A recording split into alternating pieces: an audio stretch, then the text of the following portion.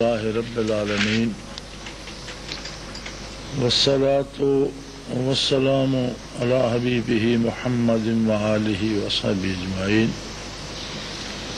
اعوذ باللہ من الشیطان الرجیم، بسم اللہ الرحمن الرحیم۔ قال رسول اللہ صلی اللہ علیہ وسلم اطلب العلم ولو کان بالسین او کما قال رسول اللہ صلی اللہ علیہ وآلہ وسلم۔ اللہم سبحانک لا علم لنا الا ما علمتنا انک انت العلیم الحکیم۔ مولایا صلی وسلم دائما ابدا علی حبیبک من زانت بہ الاسر۔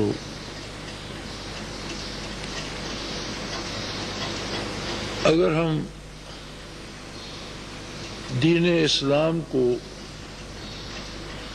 سارے کے سارے اسلام کو ایمانیات، عقائد، نظریات، عبادات، کردار، عمل، اخلاقیات،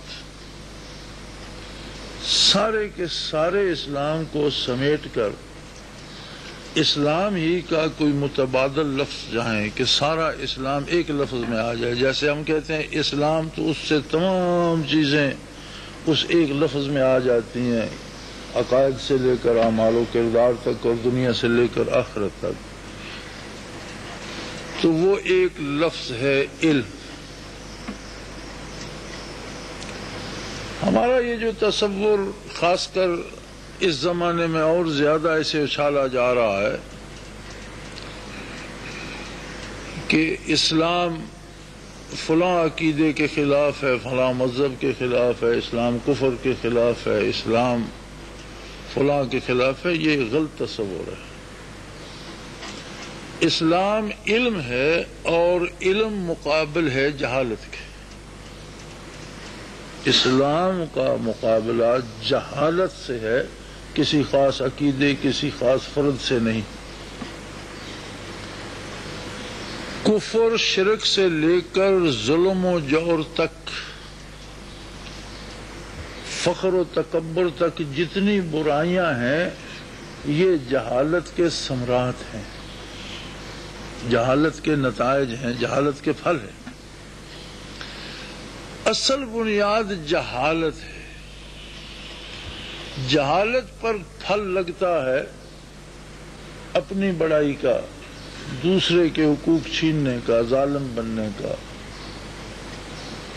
جبر و تشدد کا، ظلم کا، حتیٰ کہ اللہ کے انکار کا، اللہ کے ساتھ شرک کا۔ یہ سارے جو ہیں نتائج یہ صرف ایک جہالت پہ مرتب ہوتے ہیں۔ اسلام بنیادی طور پر جہالت کے خلاف، اسی لیے ساری دنیا کے انسانوں کو اذن عام ہے کہ جب اور جو چاہے وہ ایمان قبول کر۔ اگر کسی قوم کے خلاف ہوتا تو یہ شرط لگا دیتا کہ یہودی مسلمان نہیں ہو سکتا، یا جو عیسائی ہے وہ مسلمان نہیں ہو سکے گا، یا جو ہندو ہے وہ مسلمان نہیں ہو سکے گا، یا فلاں قوم کا آدمی یا جو دہریہ ہے، اللہ کا منکر ہے، اب اسے اسلام قبول کرنے کی اجازت نہیں ہے۔ کوئی ایسا ہے کہیں؟ اگر سب کے لیے اسلام کا دامن محبت کشادہ ہے اور سب کے لیے اس کا دروازہ کھلا ہے تو اس کا مطلب ہے کہ اسلام کسی فرد، کسی عقیدے، کسی نظریے کے خلاف نہیں ہے۔ اسلام علم ہے، اسلام نور ہے، علم نور ہوتا ہے۔ اب نور جہاں ہوگا وہاں تاریکی نہیں ہوگی، اس میں مخالفت کی کیا بات ہے؟ علم جہاں آئے گا وہاں سے جہالت رخصت ہوگی، اس میں تو ایک دو میں سے ایک رہے گا، یہ مخالفت تو ازلی و ابدی ہے۔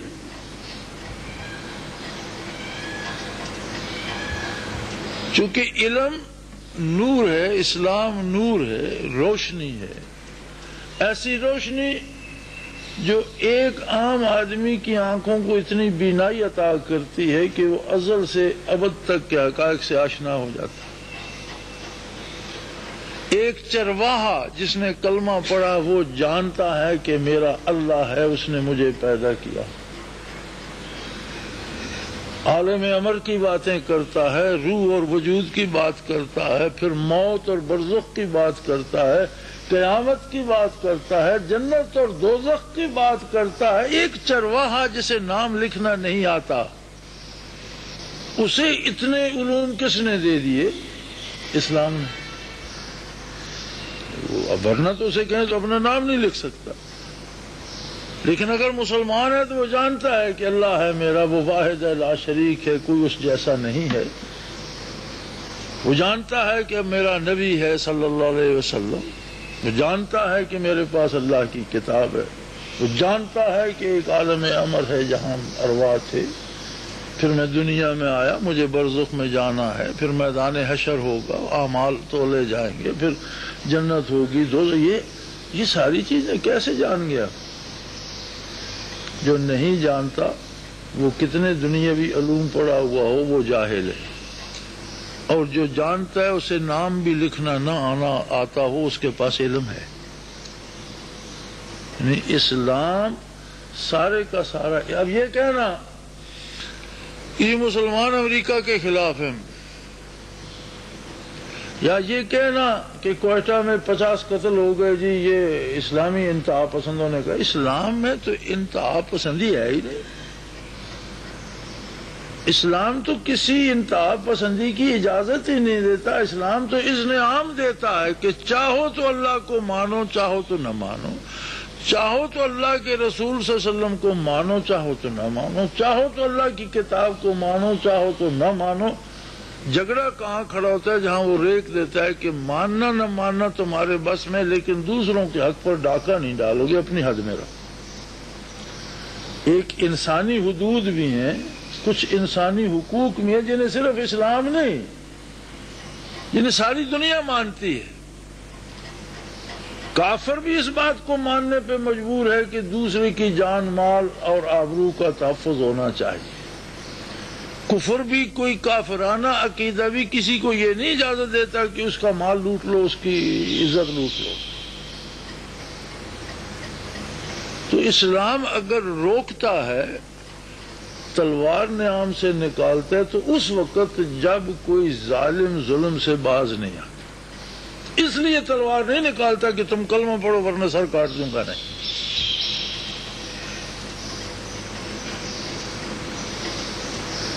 تو اسلام بنیادی طور پر نور ہے، علم ہے۔ علم کے علم دین جو ہے،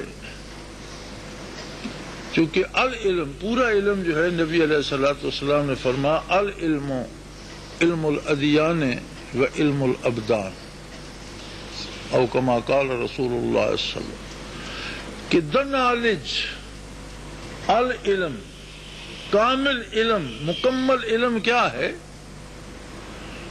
دین کا علم اور دنیا کا علم۔ یہ آدھا حصہ ہے اس کا، اسلامی علوم کا آدھا حصہ، چونکہ اسلام سارے کا سارے ہی دنیاوی امور پہ تو مرتب ہوتا ہے کہ آپ کا عقیدہ کیسا ہے، پھر اس کے بعد آپ کا اخلاق کیسا ہے، آپ کا کردار کیسا ہے، آپ ملتے جلتے لوگوں سے کیسے ہیں، لین دین کیسے کرتے ہیں، کس طرح کا کردار ہے، اسی پر تو سارا اسلام مرتب ہوتا ہے۔ تو آپ صلی اللہ علیہ وسلم نے فرمایا کہ العلم و علمان، علم کے دو حصے ہیں، علم الادیان جسے آپ نارمیٹو سائنسز، وہ چیزیں جو نظر نہیں آتی، جن کا بظاہر کوئی وجود نہیں لیکن وہ بڑی مضبوط ہیں، جیسے ایمانیات، اخلاقیات، یہ حدود کتنی، یہ دیواریں کتنی بلند ہیں اور انہیں توڑنا کتنا مشکل ہوتا ہے، لیکن نظر نہیں آتی۔ دوسری فزیکل سائنسز جو نظر آتی ہیں، لین دین، میل جول، بیماری، صحت، خرید و فروخت، یہ جو چیزیں سامنے نظر آتی ہیں، جو چیزیں نظر نہیں آتی اور ہیں ان کا علم اور جو چیزیں سامنے ہیں لوگوں کے ساتھ رہنا، علم الابدان، وجود کا علم، اس میں میڈیکل سائنس بھی آ گئی، اس میں خرید و فروخت بھی آ گئی، فزیکل سائنسز کا جو علم ہے اس میں سارا کچھ آ گیا۔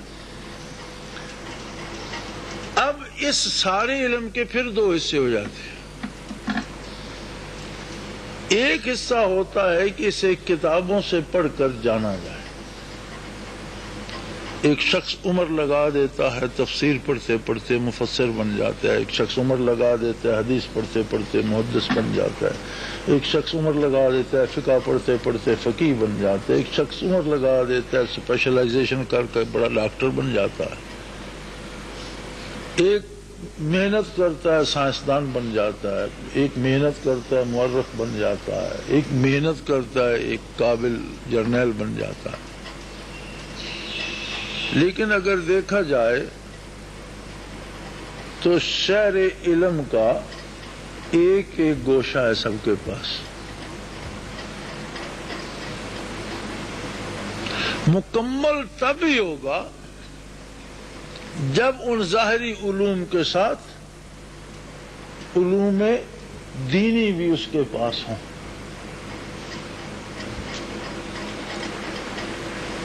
نبی کریم صلی اللہ علیہ وسلم کا ارشاد کہ انا مدینۃ العلم ہے، میں تو علم کا شہر ہوں، اس میں تو سب آ گئے۔ اب آپ آیات طیبہ پہ نظر فرمائیں تو بچپن سے لے کر بعثت تک اور بعثت سے لے کر وصال تک زندگی کا کوئی ایسا شعبہ نہیں جہاں نقش کف پائے رسول اللہ صلی اللہ علیہ وسلم ثبت نہ ہو۔ مزدوری، رشتہ داریاں، کاروبار، سیاست، حکومت، جہاد، عدل، فیصلے، زندگی کا کوئی شعبہ ایسا نہیں جہاں نقش کف پائے رسول ثبت نہ ہو، جہاں آپ صلی اللہ علیہ وسلم کا عمل مبارک موجود نہ ہو۔ اسی لیے آپ صلی اللہ علیہ وسلم نے فرمایا انا مدینۃ العلم، میں تو علم کا شہر ہوں، زندگی کے سارے علوم کا مجموعہ۔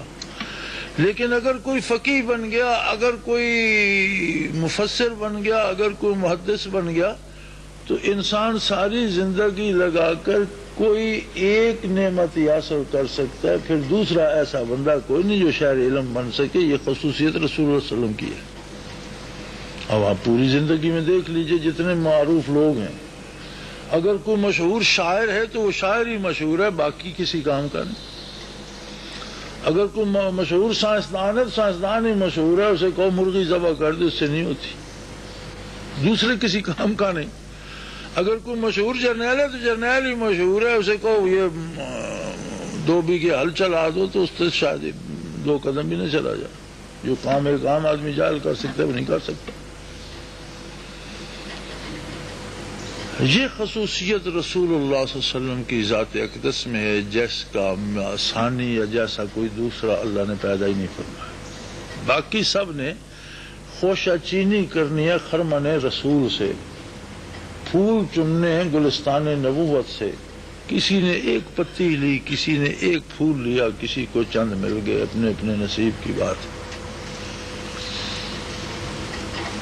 لیکن اس میں پھر 2 شعبے ہو جاتے ہیں۔ ایک شعبہ یہ ہے کہ علم دین کو بھی اور علم ابدان کو بھی کتابوں سے، اساتذہ سے حاصل کیا جائے، اس کے الفاظ و حروف ازبر کیے جائیں، اس کے کلیے، اس کے قاعدے یاد کیے جائیں۔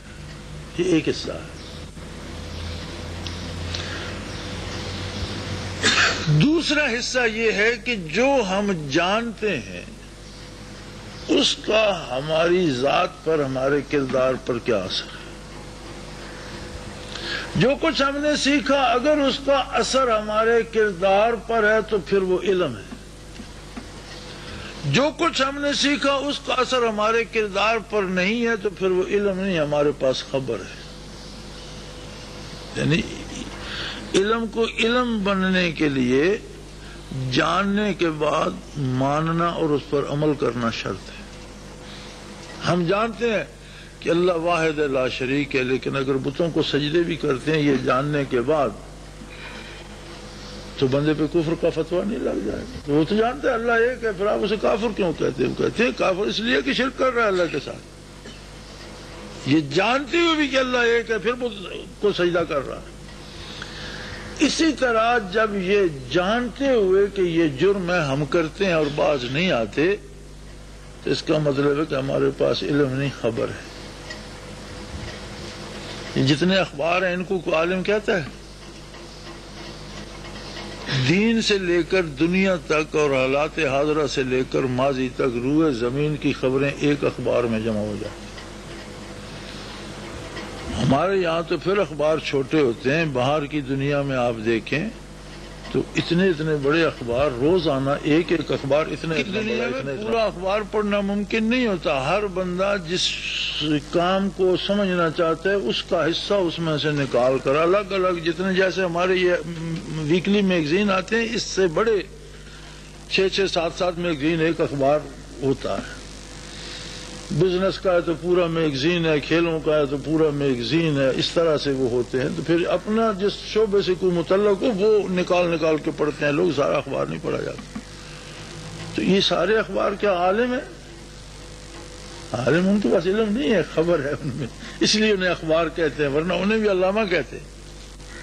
اس لیے کہ وہ اس میں خبر موجود ہے لیکن اس پر توفیق عمل اس کے پاس نہیں ہے، اسے اخبار کہتے ہیں.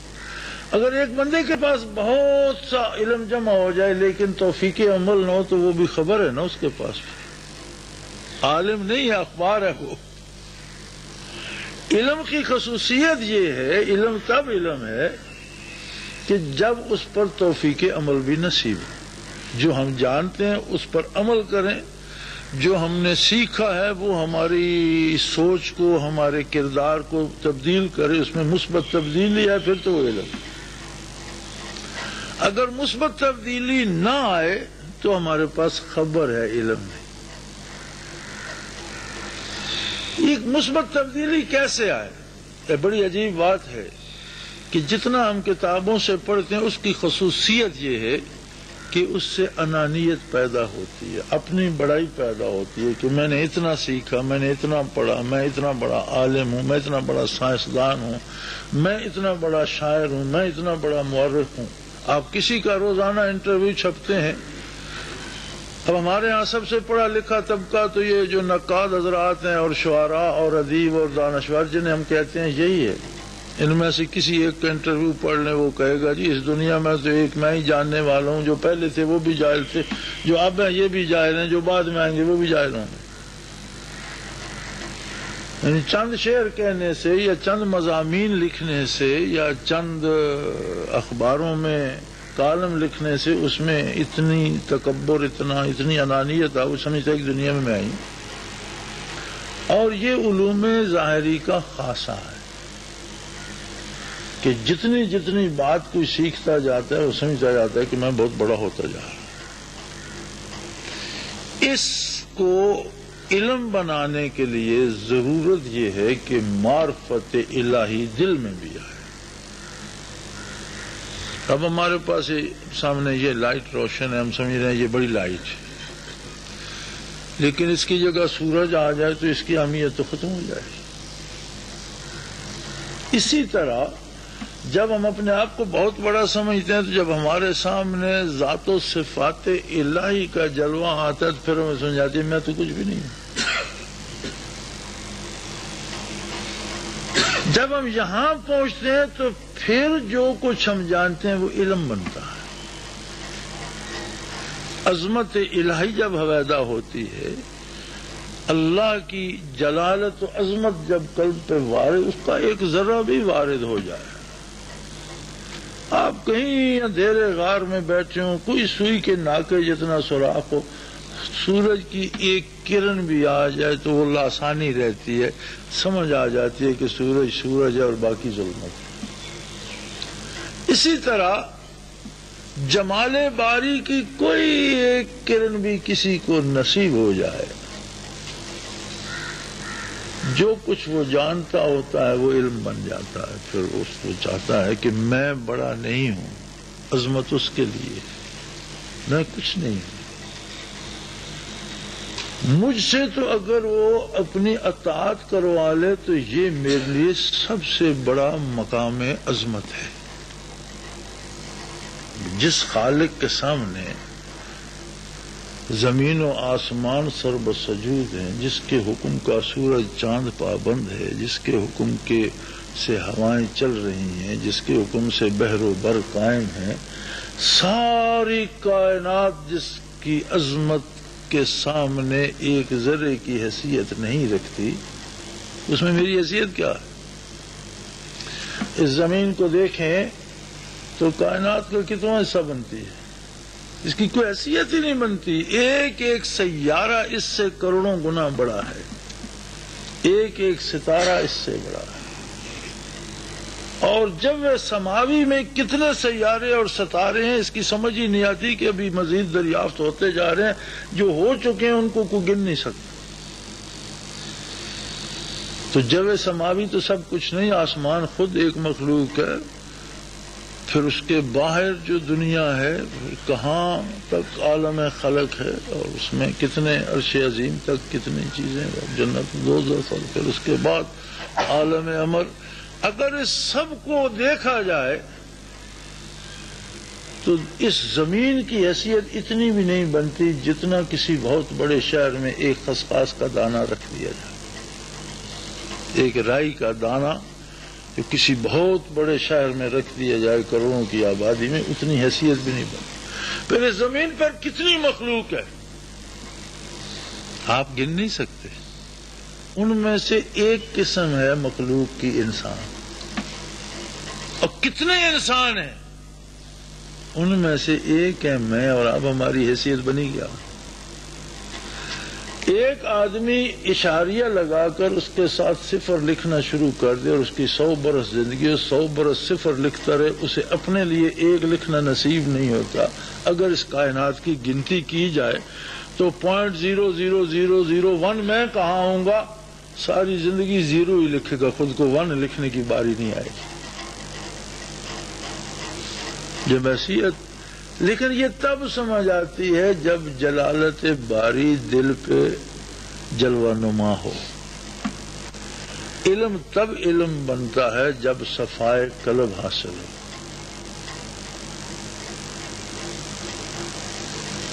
اور علم کو علم بنانے والے یہی اللہ کے بندے ہیں جنہوں نے برکات نبوی کو حاصل کیا اور آگے مخلوق تک پہنچایا۔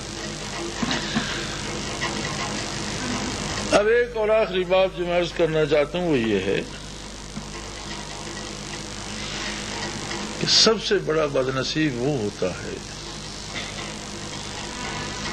جو صحیح غذا کھائے اور وہ اس کی موت کا سبب بن جائے۔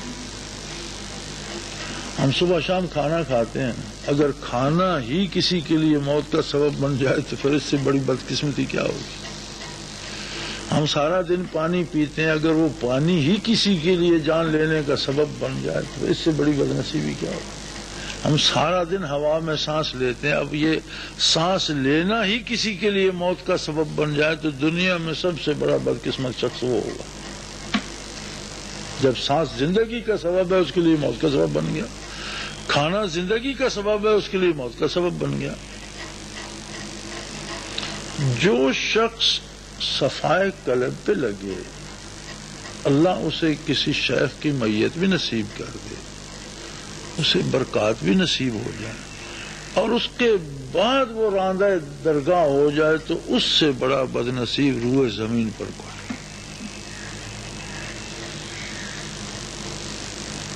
لیکن وہ کیوں راندہ درگاہ ہوتا ہے؟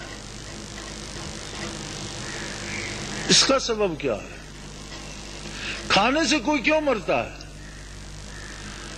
جب بے تحاشا کھاتا ہے نا تو کھانا اس کو کھا جاتا ہے، لمٹس ہوتی ہے نا۔ پینے سے کیوں مرتا ہے؟ اتنا پانی پی جاتا ہے جس سے وہ خود مر جاتا ہے۔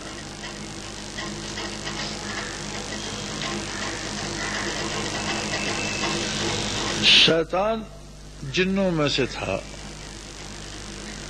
اور نیک تھا، اللہ کی عبادت، باقی جن فساد کرتے تھے یہ عبادت کرتا تھا۔ باقی جن نافرمانیاں کرتے تھے یہ سجدے دیتا تھا، اور انسانوں سے پہلے زمین پر جن آباد تھے جب بھی یہ بگڑتے اللہ کریم فرشتوں کو بھیجتے آسمانوں سے، وہ انہیں کسی کو جسے حکم ہوتا اسے قتل کرتے، جس کو حکم ہوتا اسے سزا دیتے، پھر کوٹ کاٹ کر انہیں سیدھا کر جاتے، کچھ عرصہ چلتا رہتا پھر بگڑ جاتے۔ اس طرح یہ نظام چل رہا تھا جس میں شیطان بھی جنوں کے گھر پیدا ہوا، اور اس سارے فسادی قبیلوں میں یہ عابد و زاہد ثابت ہوا۔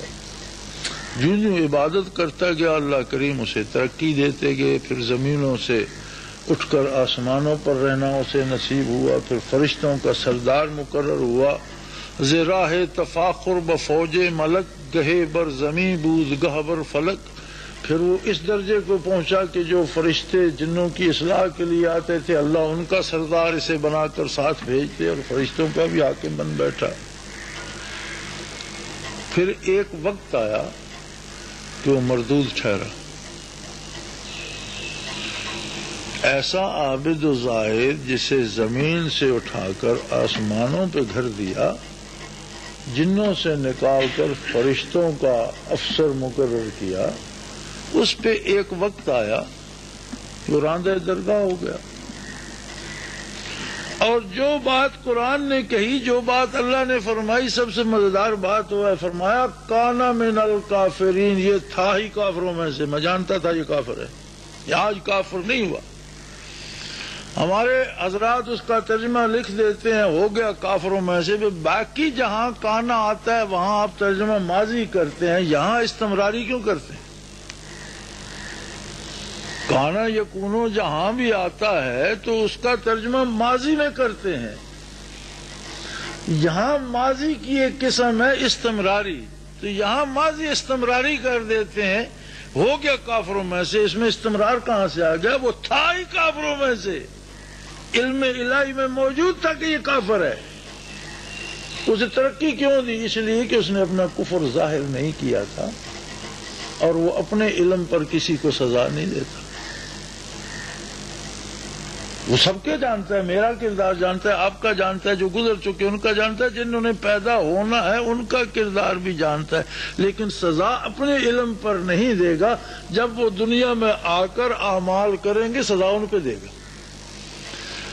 شیطان نے بھی جب تک بات اندر چھپائے رکھی وہ ایسا کریم جانتا تھا، اس کی پردہ دری نہیں کی، وہ عبادت کرتا رہا، وہ ترقیاں دیتا رہا، آخر موقع آ گیا کہ جب شیطان پھٹ پڑا، خود برداشت نہ کر سکا، اس کے اندر سے نکلا، کیا نکلا؟ انا خیر منہ، میں اس سے اچھا ہوں، یہ تو بہت خراب ہے، میں اس سے اچھا، یہ کیچڑ سے بنا کر پتلا آپ نے آدم بنا دیا، میں آگ کے شعلے سے پیدا ہوا، کہاں آگ کا صاف شفاف شعلہ اور کہاں مٹی کا کیچڑ، انا خیر منہ، میں اس سے بہتر ہوں۔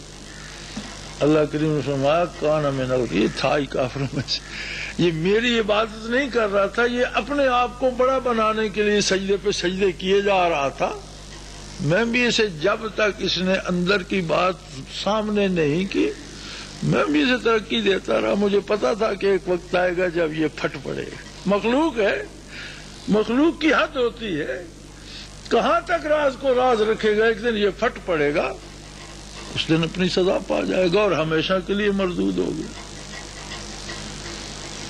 سلاسل تصوف سے جو لوگ، یا یہ جو باعث حیات ہے، اس آب حیات کو پی کے جو لوگ مرتے ہیں وہ اس دن نہیں مرتے، وہ جب سلاسل میں داخل ہوتے ہیں تب سے مردود ہوتے ہیں، لیکن اللہ کریم بے نیاز ہے، وہ چھپائے رکھتا ہے، جب تک وہ آپ خود عملاً اپنا کردار ظاہر نہیں کرتے وہ پردہ پوشی کیے رکھتا ہے، جب وہ بات سامنے آتی ہے، جب وہ بھی نعرہ لگاتے ہیں شیطان کی طرح نہ خیر منہ، کہتے ہیں اب جاؤ چھٹی کا۔ تو روئے زمین پر سب سے بڑا بد نصیب وہ ہے جو آب حیات پی کر مر جائے،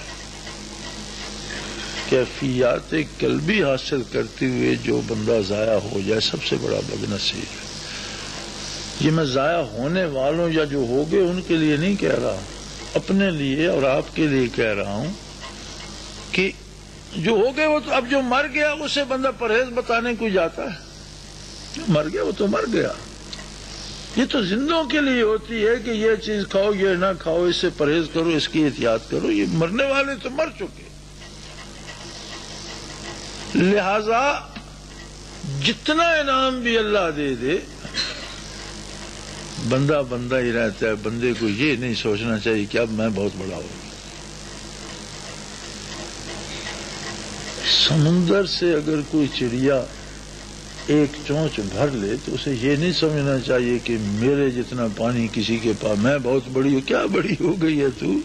کہاں سمندر، کہاں تیری ایک چونچ، کوئی نسبت نہیں ہے. بندہ کتنا بھی حاصل کر لے،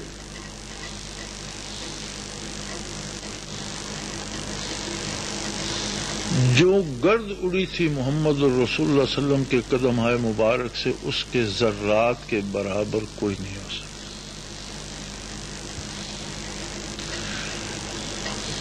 جن گھوڑوں پہ صحابہ کرام نے سوار ہو کر جہاد کیا، اللہ نے ان کے سموں کی قسمیں کھائی ہیں. اس کا مطلب ہے ہم جتنے بڑے بھی ہو جائیں، ہماری قسم تو اللہ نے نہیں کھائی. اس کا مطلب ہے کہ ہم تو ان کی سواری کے گھوڑوں کے سموں کے برابر بھی نہیں ہیں. میری آپ کی قسم کھائی ہے کہیں اللہ نے؟ تو پھر اکڑ کس بات کی؟ محنت بھی کریں، خلوص پیدا کریں، اور ایک بات سے پرہیز رکھیں. اپنی بڑائی زہر قاتل ہوتی ہے. ابلیس سے لے کر آج تک اس راہ پر جو مارے گئے، یہی زہر سب نے پیا.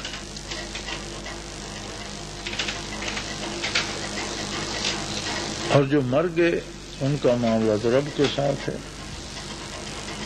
ہمیں اپنے نور علم سے نوازے اور توفیق عمل عطا فرمائے، ہمارے گناہوں سے درگزر فرمائے اور ہمیں گناہوں سے بچنے کی توفیق عطا فرمائے. وآخر دعوانا الحمدللہ رب العالمین.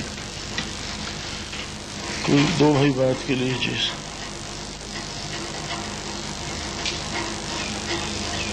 ظاہری بیت والے ساتھی ہیں. اللہ واللہ اکبر ولا حول ولا قوة. استغفر اللہ ربی من کل ذنب واتوب الیہ. اشہد ان لا الہ الا اللہ واشہد ان محمدا رسول اللہ. اللہم صل علی محمد.